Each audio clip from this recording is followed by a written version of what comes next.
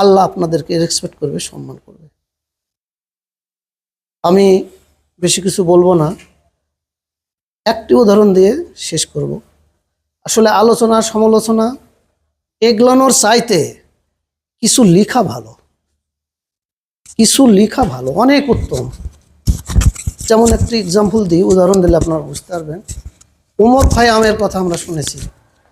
উমর খৈয়ামের একটা উক্তি ছিল, যদি নির্জন জায়গায়, নির্জন পরিবেশে একটি সুশীতল গাছের ছায়ায় কিছু রুটি, কিছু মদ, অন্যান্য খাবার এবং সুন্দর একটি রমণী পাওয়া যায়, তাহলে সেখানে স্বর্গ সুখ সৃষ্টি করা যায় এবং সাহিত্যের রস সৃষ্টি করা যায়।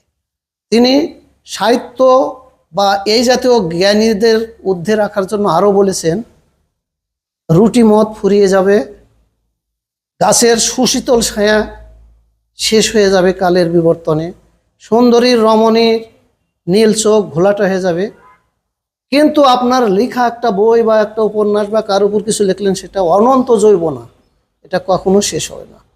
আপনি শেষ হয়ে যাবেন, কিন্তু এটা পৃথিবীতে আপনাকে চন্দ্র সূর্যের মতো আলো দিবে। আপনারা লিখবেন, শুধু আলোচনা সমালোচনা না করে একটু লেখালেখি করবেন, ওটাই আপনার সমাজের জন্য বিশাল হয়ে দাঁড়াবে। এটা আপনাদের প্রতি আমার বিনীত অনুরোধ। তো আরও সঙ্গীত চর্চা হবে। আমি পরিশেষে, মহান আল্লাহ তাআলা আমাদের অসংখ্য নিয়ামত দিয়েছেন, চন্দ্র দিয়েছেন, সূর্য দিয়েছেন, আকাশ দিয়েছেন, বাতাস দিয়েছেন, পৃথিবীর শ্রেষ্ঠ জীব হিসেবে আমাদের সৃষ্টি করেছেন। অসংখ্য নিয়ামত, কোন নিয়ামত অস্বীকার করবেন? এর মধ্যে সর্বশেষ নিয়ামত হচ্ছে আপনার আমার, পৃথিবীর সকল প্রাণীর শারীরিক সুস্থতা। আপনার শারীরিক সুস্থতা নাই মানে কিছুই ভালো লাগবে না। আজকে আমি আরো সুন্দরভাবে বলতে পারতাম, কিন্তু শারীরিক অসুস্থতার জন্য বলতে পারছেন। এই যে ভাই কামরুজ্জামান ভাই, শারীরিক অসুস্থতা না থাকলে তিনি কিন্তু আরো চমৎকার চমৎকার কথা বলতেন। উনি কিন্তু দুটো জিনিস আমার হৃদয়কে অ্যাটাক করেছে, যে চরিত্র নিয়ে কথা বলেছেন। আসলে এই ধরনের বড় বড় লোকগুলো বলেছেন, চরিত্রের কথাই বলেছেন। আগে চরিত্র ঠিক করো। আমাদের শেষ নবী হযরত মুহাম্মদ সাল্লাল্লাহু আলাইহি সাল্লাম, দুই জাহানের বাদশাহ, তার অনেক গুণের মধ্যে শেষ চরিত্রবান ছিল, তাকে আল আমিন বলা হতো। এবং আর একটি গুণ ছিল, সেটা হচ্ছে ক্ষমা। তিনি যে কোনো মানুষকে ক্ষমা করে দিতেন। সকলের চরিত্র ভালো হোক এবং মানুষকে ক্ষমা করতে শিখেন, এই উদাত্ত আহ্বান জানিয়ে সকলের সুস্বাস্থ্য দীর্ঘ কামনা করে আমার সংক্ষিপ্ত বক্তব্য শেষ করলাম। আল্লাহ হাফেজ। লক্ষ্মীদা, কতজন এসেছে আমাদের এই জলসায় তা আমার বিবেচ্য বিষয় নয়। নজরুল একটাই জন্মেছে, রবীন্দ্রনাথ একটাই জন্মেছে, লালন সাইজির একজনই। যারা জ্ঞান পিপাসু, যারা লালন সাইজিকে ভালোবেসেছেন, আজকে আমি 100 জন মানুষকে ফোন দিয়েছি, তার মধ্যে তো 10 জন এসেছে, তার মানে 10 ভাগের 1 ভাগ। আমি তাতেই তুষ্ট, আমার এত লোকের দরকারও নেই। যারা লালন সাইজিকে ভালোবাসবেন, সাইজির চিন্তা চেতনায় উদ্ভাসিত হবেন, তাদেরই দরকার। যাক, ধন্যবাদ জানিয়ে আমরা চলে যাচ্ছি এখন গানে। আমি ওয়ালাইকুম সালাম, ভাইজান আসলেন না? হয় স্তর বা স্তর অনুযায়ী প্রথমে একজন ভক্ত শিষ্য তার মনের কামনা বাসনা বাঞ্ছা বা কি তার মনে চাওয়া পাওয়া, সেটা সে বাণী আর সুরের মাধ্যমে উত্থাপন করে। তিনি বলেন না যেন আমাদের আল্লাহ অন্তর্যামী, গোটা পৃথিবী যিনি নিয়ন্ত্রণ করেন, তিনি জানেন যে আপনার আমার কি লাগবে না লাগবে। তাকে আমরা বলার পরে তিনি শুনতে পাবেন, তাহলে অন্তর্যামী হয় কি? উনি জানেন যে আপনার আমার কি কি সমস্যা, এটা হলো অন্তর্যামী। তাহলে আমাদের অন্তর্যামীকে স্রষ্টা, যিনি আমাদেরকে সৃষ্টি করেছে। আমাদের লালন সাধ যারা মানব ধর্মে বিশ্বাসী, তাদের প্রথমে একজন ভক্ত তার গুরুকে কিভাবে স্মরণ করবে, তার মনের ইচ্ছা কামনা বাসনা তুলে ধরবে গান এবং সুরের মাধ্যমে দিয়ে। এই ধরনের গান আপনার কি আছে? সেটা কোনটা হলো ভালো করে দেন। আমি তো আলেক সাই, লালন সাইজির যে কথাটা আমরা সবাই কি আলেক সাই, তো আলেক সাই দিয়ে শুরু করলাম। আমরা প্রথমে দৈন দশার দৈন গানটা শুনবো। আমি লালন সাইজির লিখা বা গাওয়া, আমাদের গাচ্ছেন আব্দুল হাকিম ভাই।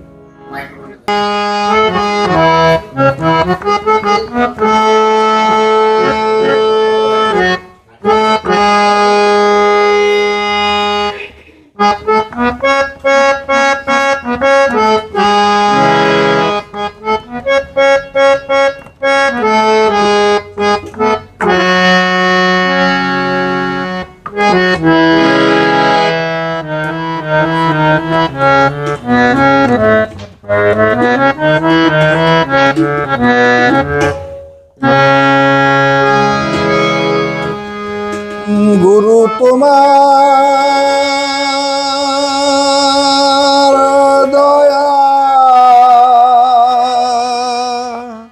না হইলে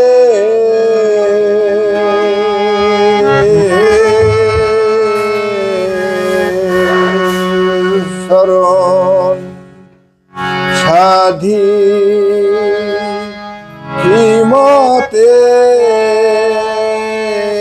দয়াল সাধি কি মতে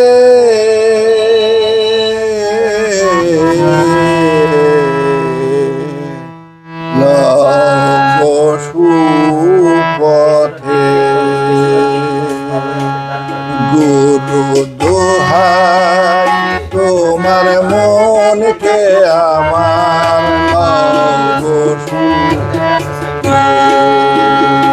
গুরু দোহাই তোমার মনকে আমার সুপথে তোমার দয়া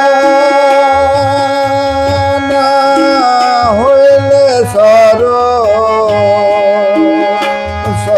সাধি কি মতে দয়াল সাধি কি মতে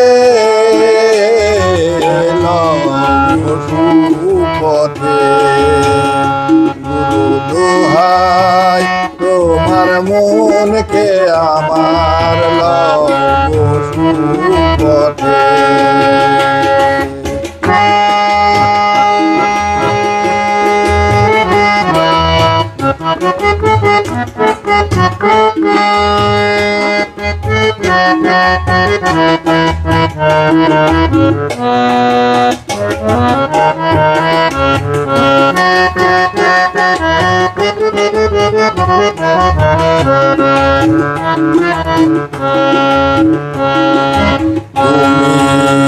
তাহার হও গো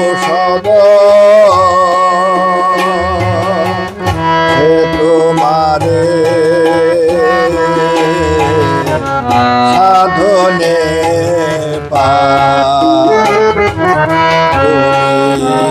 তাহার হও গো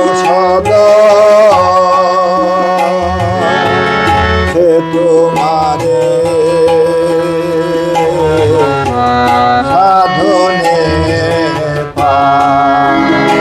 দেহের বিবাদীগণ সব সেরা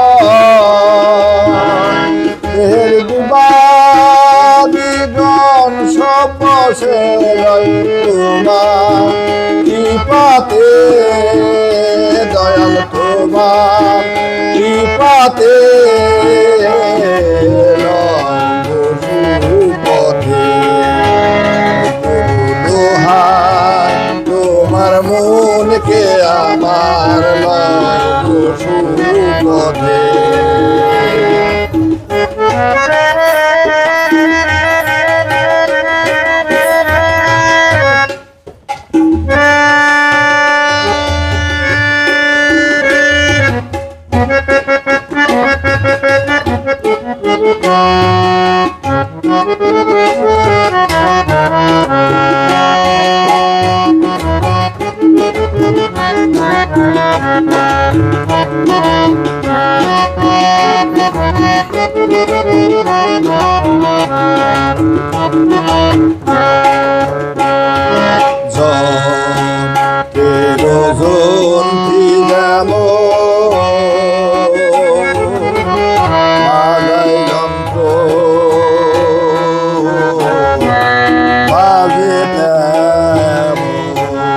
Oh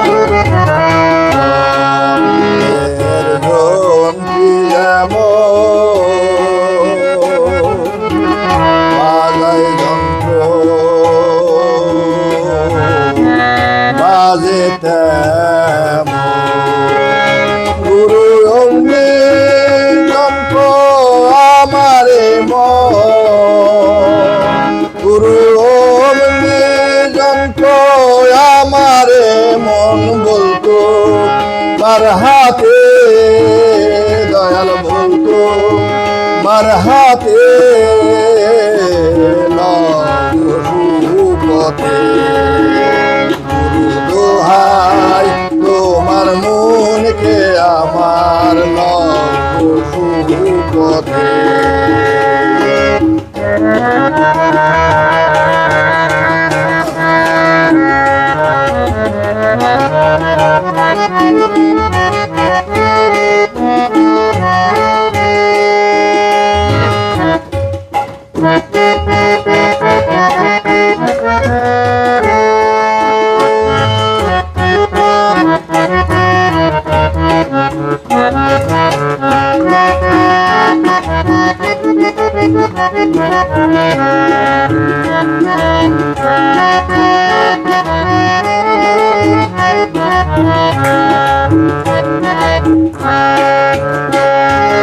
তোমার মাথায় দোষ ছিল আহে প্রভু দয়া হইল তোমার মাথায় দোষ ছিল আহে প্রভু দয়া হইল ফকির লালন পথে পড়ে রইল ফকির লালন পথে পড়ে রইল তোমার আশাতে দয়াল তোমার আশাতে পথে গুরু দোহাই তোমার মনকে আমার পথে তোমার দয়া না হইলে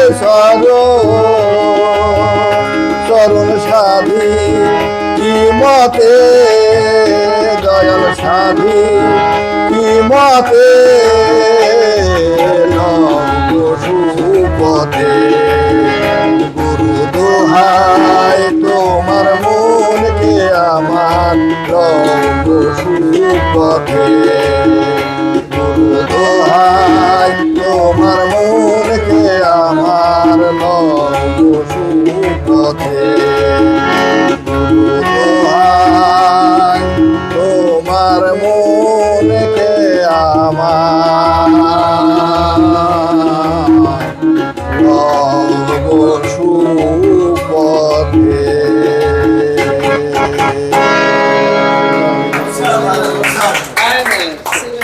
ধন্যবাদ দিতে পারছি না। জি, অনেক অনেক ধন্যবাদ জানাচ্ছি শ্রদ্ধাভাজন আব্দুল হাকিম ভাই। সাঁইজির দৈন্যের এই গানটা অসাধারণভাবে উপস্থাপন করেছেন এবং আমাদের ধন্য করেছেন। আমরা এই মুহূর্তে পেয়েছি আরও একজন সত্যের সাধক, এ যুগের পুরোধা, সাঁইজির দর্শনের আদর্শের আরও একজন মানুষ, যিনি মোহনগঞ্জ ডিগ্রি কলেজের বাংলা বিষয়ের অধ্যাপক, আমার অত্যন্ত ঘনিষ্ঠজন জনাব প্রফেসর শামসাদ আলী, যার মানে জন্মস্থান মতিহার, মৌপাড়া মনে হয় জন্মস্থান, আর মতিহারে তিনি এখন অবস্থান করছেন। এই লাইনে কিন্তু আমি একটু কথা 1 মিনিট চেয়ে নিচ্ছি যে এই আধ্যাত্মিক জগতে যাওয়ার জন্য কিন্তু আমি বলতে পারি ওনাকে আমার প্রেরণা। মানে কিভাবে হলো, একদিন দুপুরবেলা জমার দিন ওনাকে আমি পেয়েছি, সাথে রফিক ছিল, চৌজাগ্রামের খন্দকার রফিকুল ইসলাম, দুজনে মিলে আমাকে বিলের মধ্যে নিয়ে গেলেন। এক গাছতলায় বসে ভাব জগতের কথা, মানে এই আধ্যাত্মিক জগতের কথা ওনারা দুজন যেভাবে উপস্থাপন করছিলেন, আমি ছিলাম তখন একটু ধর্মীয় গোঁড়ামি, কিন্তু মানে আমি যেহেতু মুসলিম, মানে সবাই মুসলিম, কিন্তু আমি ধর্মান্ধতার ভিতরে ছিলাম, কিন্তু ওনা ধর্মান্ধতার ঊর্ধ্বে, মানে মুক্ত চেতনার মানুষ। সেই দিন আমাকে উনি যেসবগুলো কথাগুলো বলছেন, অনেক কথা, অনেক ওনার সঙ্গে তর্ক বিতর্ক, আমার কেমন জানি কিভাবে হতে হতে আমি কিন্তু এই লাইনে চলে আসলাম। এরপরে রফিক আমাকে ডেকে নিয়ে, উনি আমাকে সাথে করে নিয়ে মোল্লাডাঙ্গিতে চলে গেলেন হরিবাসরে। জীবনেরই প্রথম আমার হরিবাসরে যাওয়া, মোল্লা নাকি।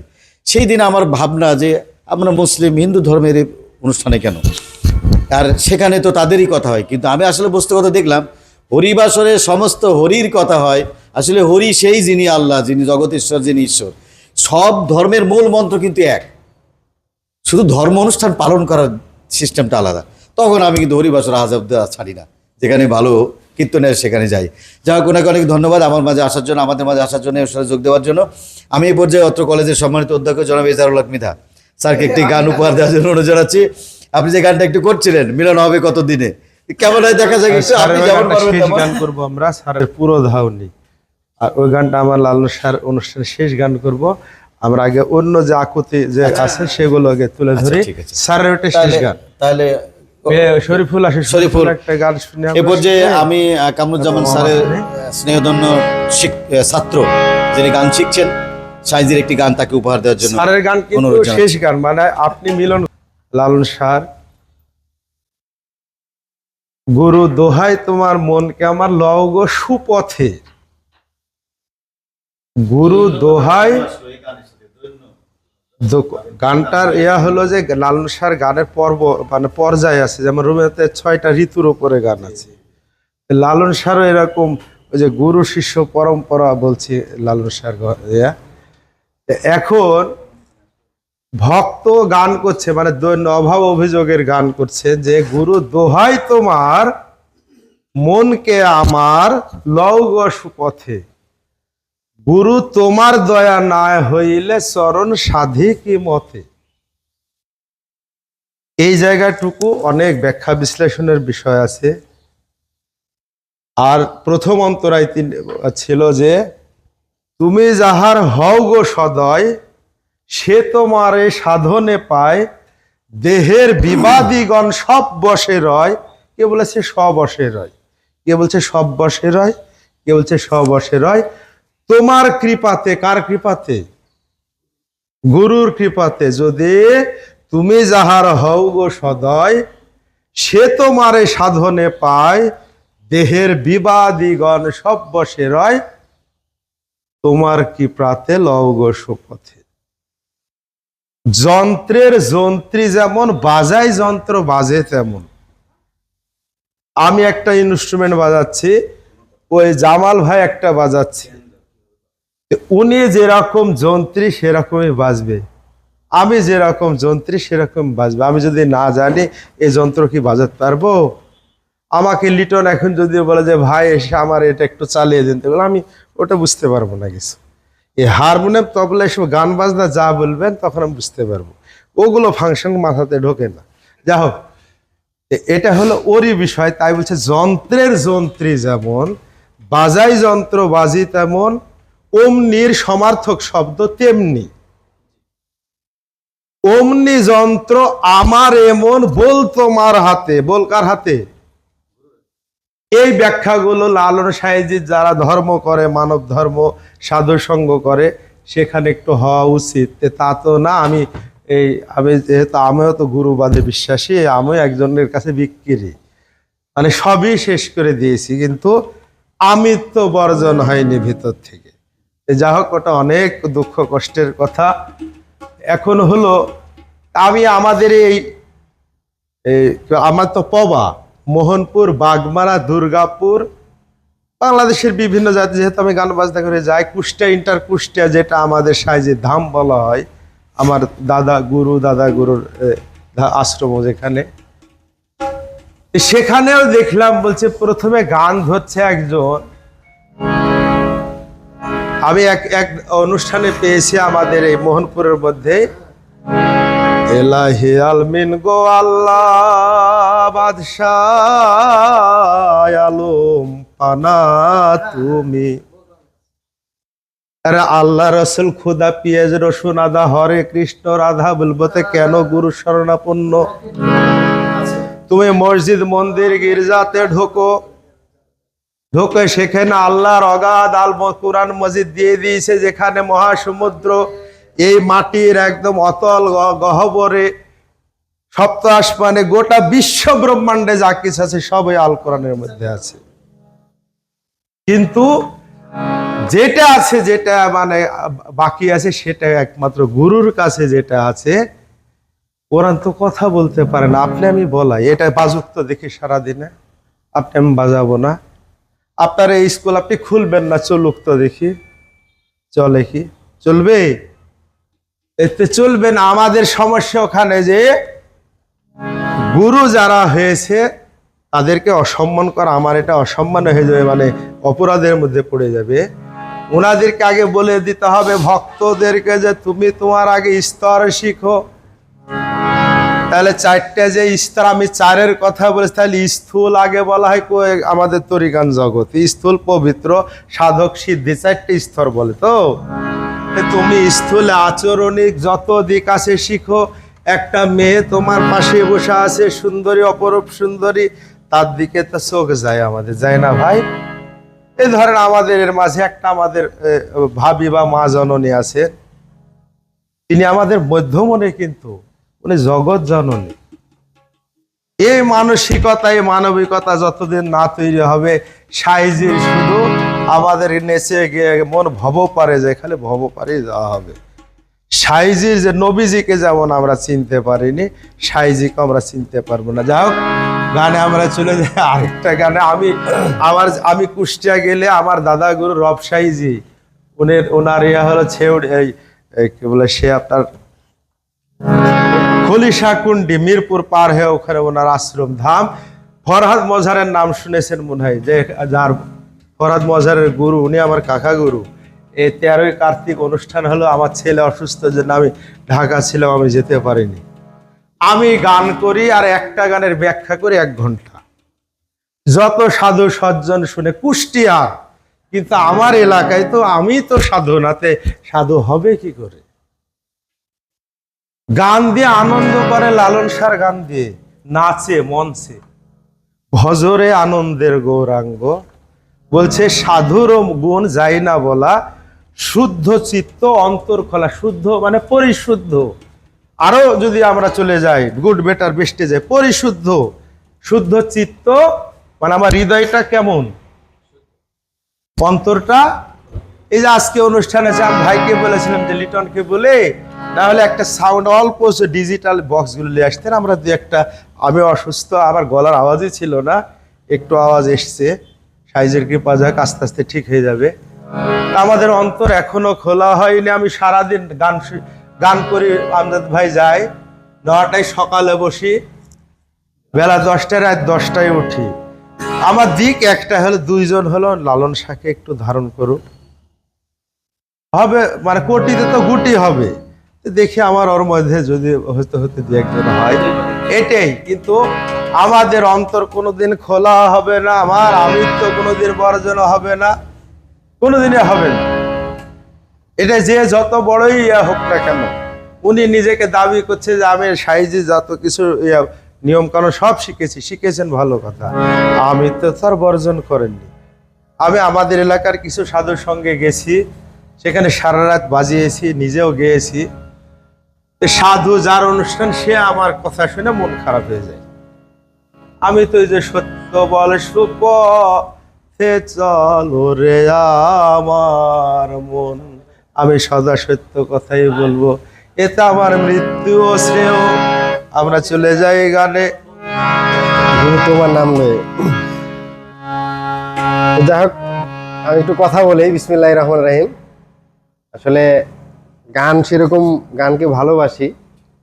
আর সর্বপ্রথম মহান স্রষ্টার কাছে আমার আকুল আবেদন যে আমি একজন আমার গুরুকে পাইছি, উস্তাদকে পাইছি, যার কাছে এরকম আধ্যাত্মিক এবং শ্রেণীবিন্যাসমূলক ভালো কথা আসলে এটাকে ধারণ করতে পারি, এটা দোয়া করবেন।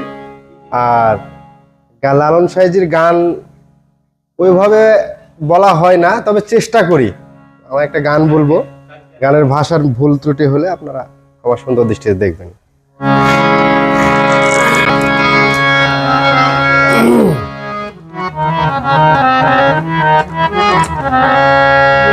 গুরু তোমার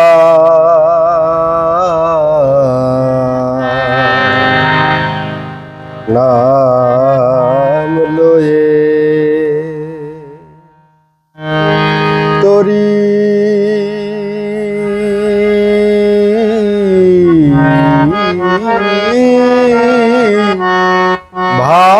ভাসাইলাম যমুনা।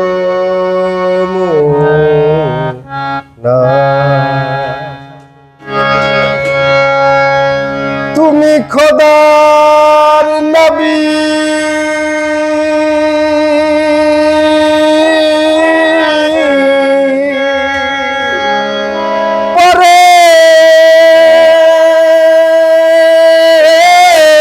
পরের মালিক, আমি সেই আশাতে চড়েছি না।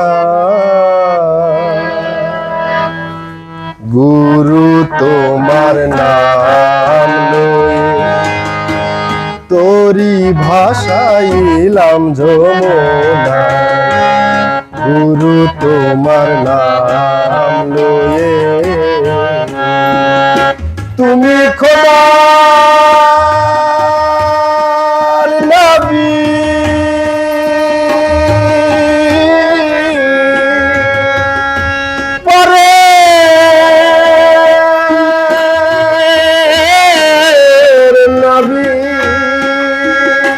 আমি সেই আশাতে চড়েছি না। গুরু তোমার নাম লয়ে তোরি ভাসাইলাম যমুনা। গুরু তোমার নাম লয়ে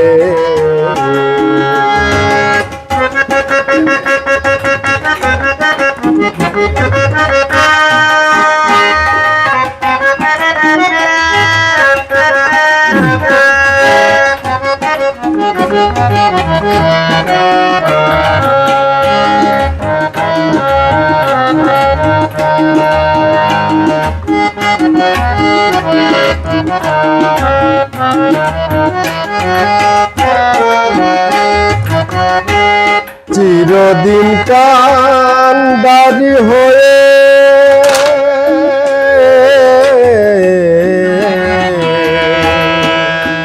চিরদিন কান্ডারি হয়ে কত তোরি বেড়া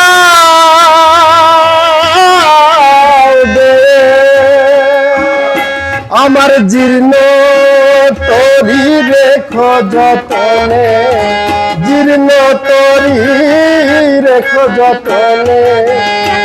যদি তোমার মনে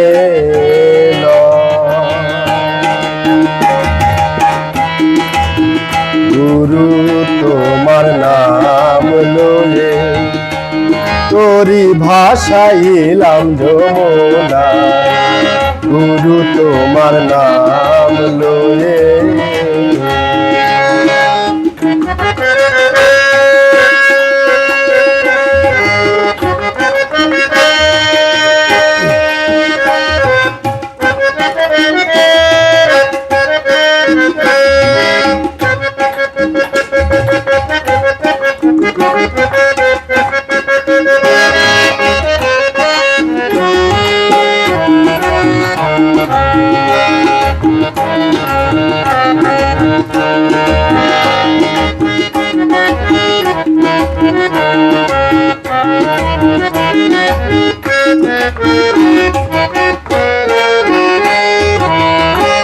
ছয় পাগলার কুমন্ত্রণা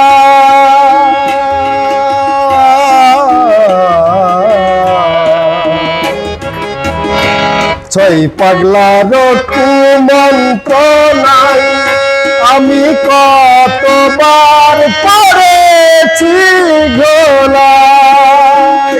দয়াল এবার বুঝি তোরি জায়গায়, এবার বুঝি তোরি জায়গায় সব সপিলাম তোমার পায়। গুরু তোমার নাম লয়ে তোরি ভাসাইলাম যমুনা। গুরু তোমার নাম লয়ে